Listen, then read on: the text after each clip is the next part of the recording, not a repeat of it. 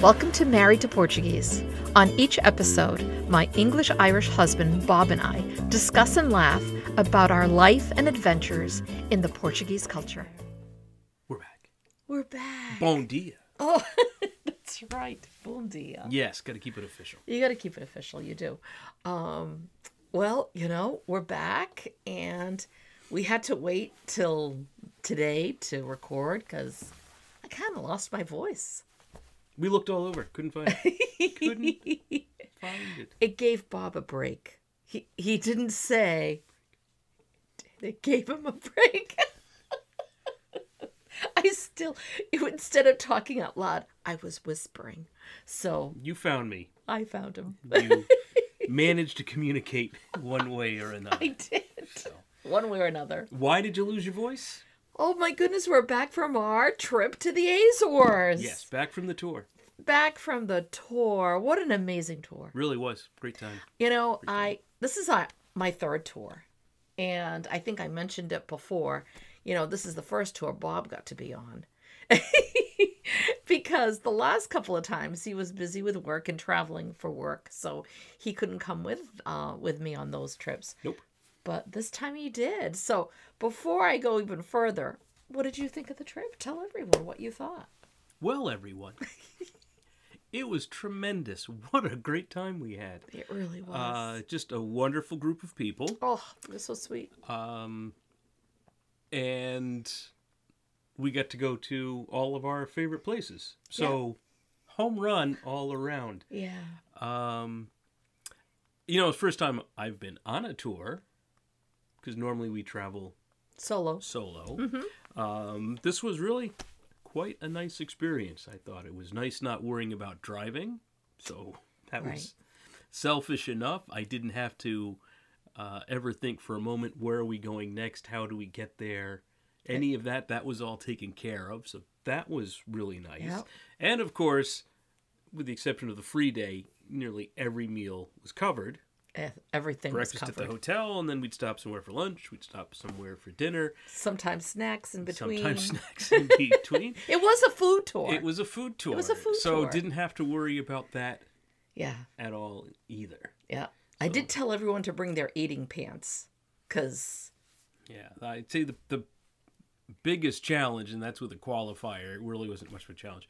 Weather was not what I had planned for, because looking at the weather map, the temperature was the same as we have here in the Northeast. Mm-hmm. What I didn't factor in was the level of humidity, and it was like 90 to 95% humidity there. Yeah. And I had dressed for, late September in southeastern Mass, where you can wear a long sleeve shirt, and just couldn't really get away with that over there. It was shorts and... short sleeve cotton tops. But otherwise, we had typical island weather. It would rain some days and threaten to rain other days, most days. But the rain never stopped us from doing anything that we wanted to do. No. The fog got us once. We couldn't go to Lagoa de Fogo. Yeah. That was it. But even Cidade, which is the 7 cities, it says 7 cities, but translated, Cidade is the 2 craters and all that. I mean, we got there just in time. We went all the way up to the mountain. We were able to look at the 2 different things. And then when we went down to the village of Cidade, you'd look up and the clouds were all coming in again. So that happened a couple of times. And even down to one of the viewpoints we went to in the beginning of the week, it was a drizzle. It wasn't like a hard rain. And it would be like we'd get on the bus and then the hard rain would come. Yeah. So, we were lucky. We were very lucky on that part. And then the rest of the week was like beautiful sunshine. Beautiful sunshine. But, I would also add, as far as the logistics, first off, Marco, the bus driver, was... Oh, he was such a sweet man. Nice guy. Heck of a driver. We had 37 people on the tour. 37. That doesn't count the guy we have in the front. It's the tour guide, because we have a driver and we have a tour guide.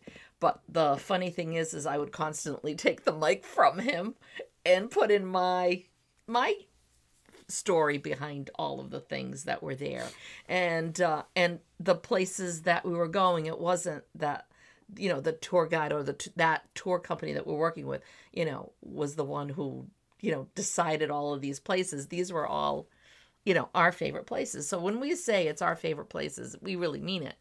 So every place that we would go there, you know, it was like I was coming back and seeing my friends. Yeah. So it was hugs and kisses to all of those people that we'd see again, you know, and as we left, it was like, okay, até a próxima, which means, you know, we'll see you soon, because I know that whenever we go back, those are the places we go. Those are the places we go, and the people that we see, and we love them, they love us, and, you know, it was, but I've got to tell you, again, third tour, people were just incredible. You know, very lucky that I've had 3 tours, and everyone who's on this tour is there for a reason, obviously. Yes. You know, it's to reconnect to their roots, the Azorian roots, whether it was a lot of them that was their grandparents who had come to the United States. So their parents never went back, or their Portuguese, or, you know, all of the traditions were pretty much on the wayside, left on the wayside, because they wanted to Americanize. Yep. So it was beautiful and very emotional. Very much. Very emotional for a lot of people, in which, you know, I've said this before, I can't see anyone crying, because I laugh. When I'm happy, I cry. When I'm sad, I cry. When I see other people cry, I cry as well. It's just like, oh, you know, but there was a lot of laughing too. There was so much laughing. Laughed a lot. We laughed a lot. And we laughed a lot. Loved our new pal Donna. Well, pal to me, because I was meeting her for the first time. Yes, from AAA. Donna, our tour guide from AAA, who's not really a tour guide. She's not a tour guide. She's just got the best sense of humor. We had so much fun with Donna. You know, last year we were like, okay, I need someone to kind of help me along, because the first time I did it all by myself, and it was like, you know, there's all these people, and I want to make sure that everybody gets taken, you know, like everything that they want to do, or there's a certain specific thing that they want, you know, I want to make sure they achieve that, or they get that, or they get to see the spots that they wanted to. So Donna, last year was the first time with me, and she's in HR at AAA. She's never done any of this before, and it was the first time with our tour, and she loved it so much. She was such a great help for me that this time around it was like, do you want Donna again? And I'm like, yes, I want Donna again. You know, she's a hoot. And so yeah, so it was just amazing. And last year she really helped me, because I came from filming for 2 weeks, and by the time I did the tour, I was exhausted. So she really went above and beyond last year with me too. And so this year it was really great. It was like, you know, seeing an old friend back again. Yep. And you know, we had people who found out recently that they were Azorians, and that their families came from San Miguel especially. So we had a few people there, you know, going to the library in Punta Delgada looking for their ancestors. And we had people going, you know, to the church where they're I know, where their grandmother was, great-grandmother. Yeah, was baptized? Great-grandmother was baptized. And it was so emotional for all of us, because it was beautiful to be there and be part of that journey with them. Yep. And it is a journey. It is a journey. Almost like rediscovering our roots, you know, which is wonderful. And the funny thing in all this is, you know, it was a lot of eating. It was a lot of drinking. Oof. And what's funny is in the beginning of the tour, it was like, Maria, oh my goodness, this is so much food. And Maria, oh my goodness, there's so much wine. And then towards the end of the trip, it was like, bring on the wine.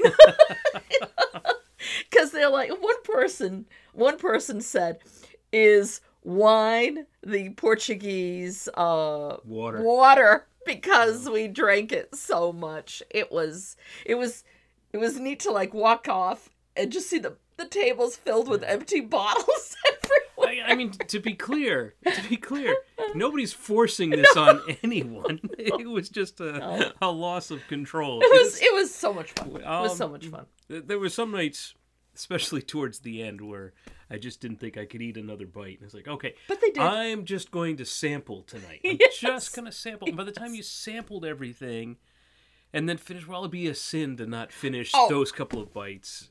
I got to wash it down with something. Yeah, and it's got to be wine. Well, it was accessible.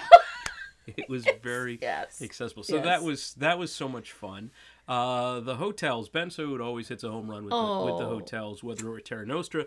This year, for the first time, we were at the Grand Hotel, which is right in Ponta Delgada, which I was thinking about the two hotels because our friend Monica always asks which is our favorite. Which is our favorite. All right. So Monica, if you're watching or listening.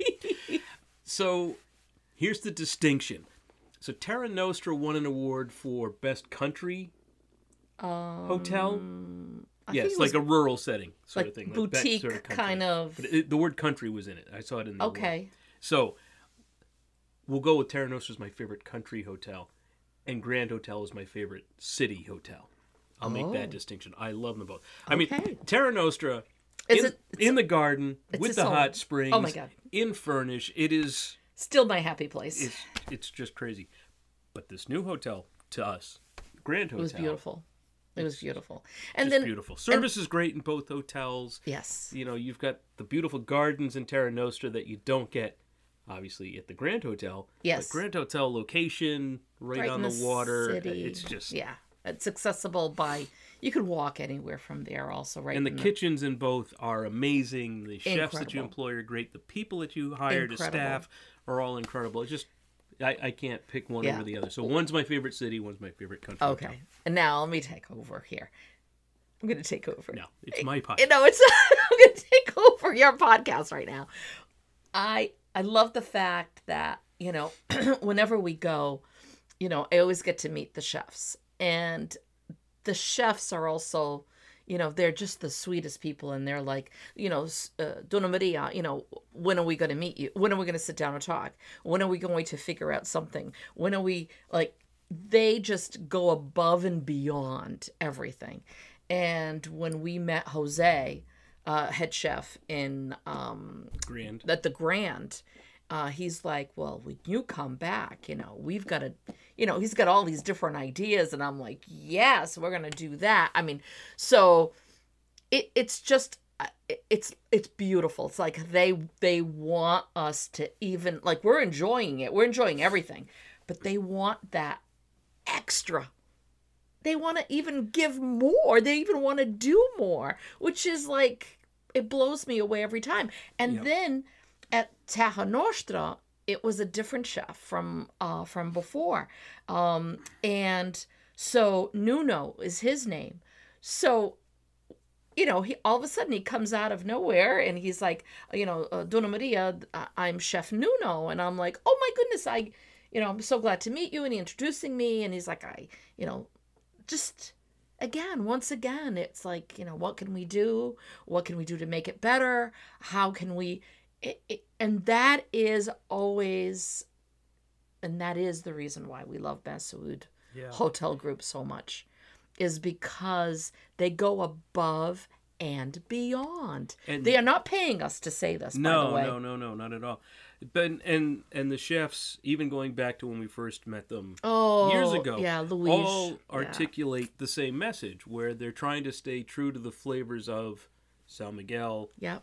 And then the Azores greater. They're not trying to bring in outside flavors to change things. So, you know, you'll get a modern take on the boiled dinner, you know, when they deconstruct it. And you get it served in this little size. Slightly this tiny little size. Different ways, but a very high-end... Oh, beautiful. You know, multi-star serving. And I think it was Chef Gala there in Grand Hotel who said, you know, look, first we try to use ingredients from San Miguel. Yeah. And then we'll go larger to the Azores, then we'll try to go to the continent.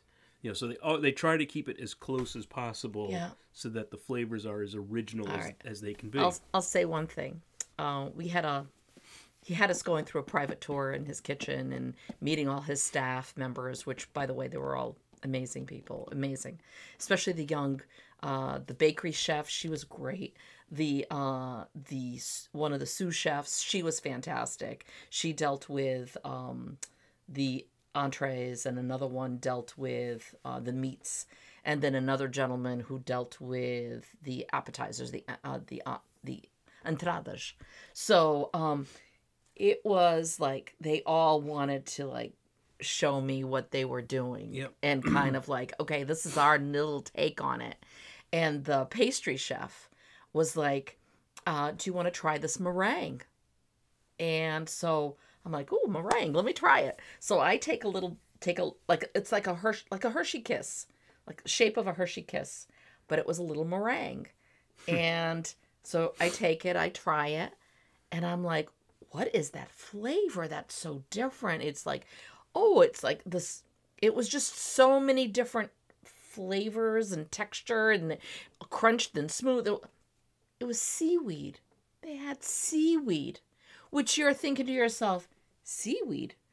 But this is seaweed from San Miguel, and they were able to take that seaweed, get it into powder form, and then make it into this delicious meringue. It's just so cool. It's the coolest thing I've ever.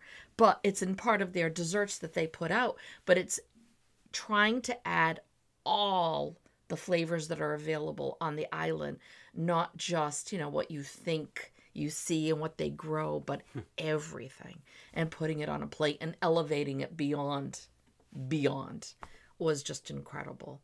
But, it was beautiful. It was beautiful. It was, it went very fast. The trip, as always, when you're having a wonderful time with great people, it goes fast. I mean, the days were full. Yes. So you were always engaged and always talking, busy, and we were, always talking. And so again, I don't know if they know this, but I'm not a shy person. No, you're not. You're not. But again, the days were full. It never dragged, and you did so much that 3 days later you'd look back and go, so what did we do again last Thursday? Yeah. What did we do? Gotta think about it a little bit. Yeah. So it was great. We'll talk more about it in other on the next episode. In other episodes, I think so. Okay, I think we'll do 2 episodes on this. I think so. All right. Okay, guys. See you soon. All right. Thank you. Thank you for listening. Don't forget to hit the subscribe button, and we'd love to hear your ideas for topics. Ciao.